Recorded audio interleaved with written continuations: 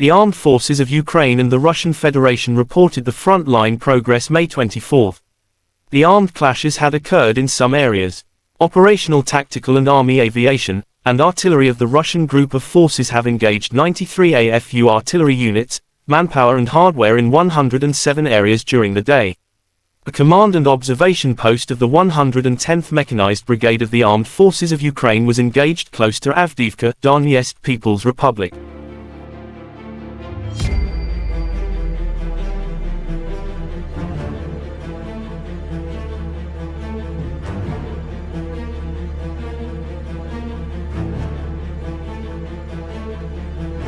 In total, the armed forces of Ukraine have been lost 429 fighter jets and 235 helicopters, 4,293 unmanned aerial vehicles, 424 air defense missile systems, 9,295 tanks and other armored combat vehicles.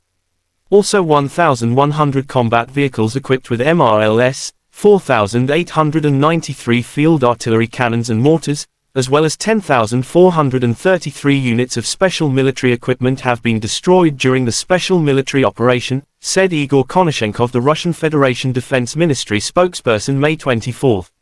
The other side from Kyiv, the Armed Forces of Ukraine in an official statement May 24 said Russia lost 480 personnel in a single day, including 3 tanks, 3 armored fighting vehicles, as well as 23 artillery systems and 1 helicopter.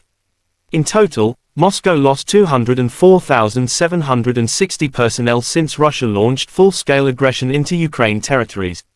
President of Ukraine Volodymyr Zelensky paid a visit to Ugledar, Maryanka defense line in the Donetsk region. "I would like to wish our warriors to take care of their lives, for the life of Ukraine depends on their lives," Zelensky said. Russia and Ukraine conflict has been lasting for 456 days.